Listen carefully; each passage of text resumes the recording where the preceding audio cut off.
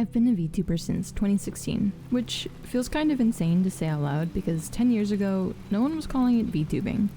There wasn't a roadmap, there weren't a million tutorials, there weren't massive agencies, huge debuts, or a whole industry built around being a kawaii anime cat girl on the internet desu. I just wanted to make gaming videos without giving up art. When I started out, it was as ArinAnimates, and I was really stubborn about not choosing between gaming and art. I liked games, but I had never really played them before. I wanted to get into them, but I felt disengaged when playing alone because my introduction to games was watching someone else play them. But I also liked drawing and animating, and I didn't want to not do art just because I was doing gaming. So my brain fired up and I figured I would just replace a face cam with an animated character instead. Not a live 2D model, that wasn't a thing yet. Not face tracking, not a PNG that changed expressions. I hand animated myself, frame by frame. At the time, it just felt like the only way I could make content that actually felt like me.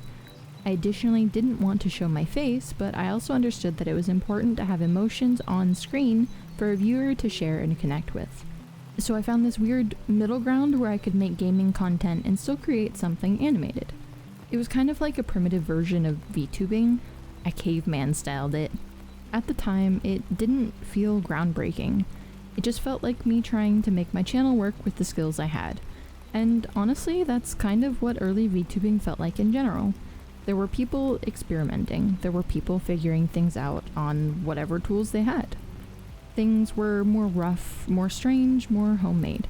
You could tell people were building their own little corners of the internet because there wasn't really a set way to do things yet. Now, VTubing is huge.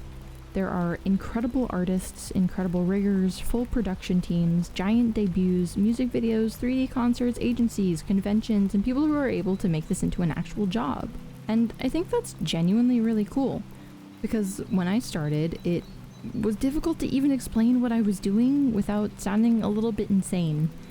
I'm making videos, but I'm not showing my face, and instead I animated a character to be on screen. That was not a normal sentence to say to someone in 2016. Back then, it felt like people were mostly inventing their own ways to do it. Your model was probably janky, your PC fan could be a box fan duct taped to your build, and no one expected you to have lore, a debut, social media, music videos, collabs, oh, so many things. Now, there are artists, riggers, model reveals, debut culture, 3D concerts, shorts, agency auditions, conventions, sponsors, entire careers built around something that used to be really hard to explain. And the biggest change is that people actually understand it now. You can say, I'm a VTuber, and most people at least have some idea of what that means. Maybe not everyone understands every part of it, but the concept exists. It has a name. There are communities around it. There are children out there right now saying, I want to be a VTuber when I grow up, which is a wild change. And my own channel has changed as well.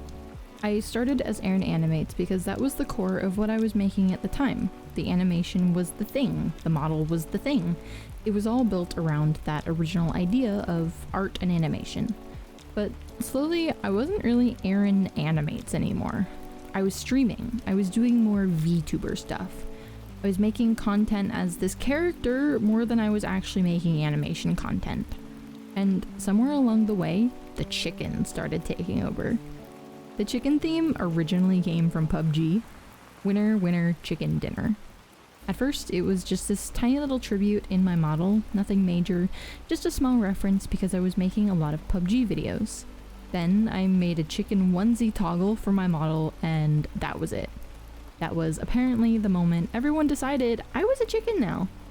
People loved it. They did not want me to get rid of it. I toggled the chicken onesie on as a joke, and my chat was basically like, no, this is you now, you keep that. So eventually ArinAnimates stopped making sense. I became Arin Chicken, the owner of the Chick Inn. And I think that's one of the biggest things I've learned from doing this for so long.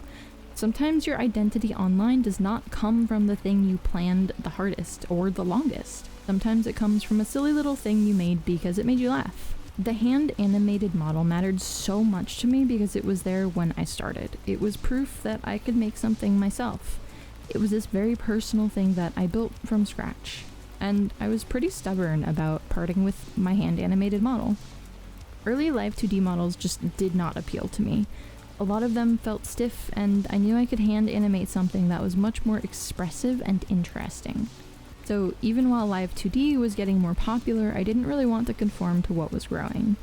Looking back, I think that probably held me back a little, not because the hand-animated model was bad, it was something I was genuinely proud of, but because I refused to change with the trends based on the fact that it wasn't up to my standards yet. Eventually, Live 2D caught up to what I wanted. The program improved, rigging got more expressive, and people were doing things with it that felt alive in a way I could actually connect with. So I finally gave it a real chance. And with my newer models, I've found a lot of success that I'm really proud of.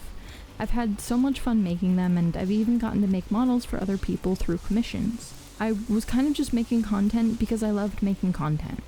I was figuring things out as I went, doing what felt fun, doing what felt natural, and hoping eventually the right people would find it.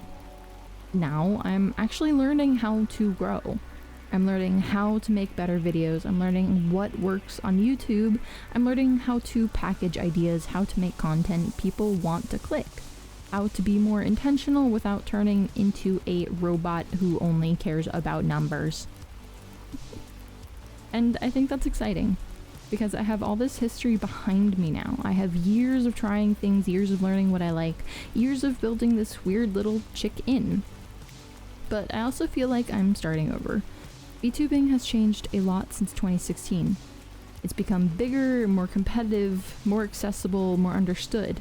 But the thing I loved about it from the beginning is still there. It is still a space where people can take things they love, mash them together, and make something that doesn't exist anywhere else. For me, that was art and gaming.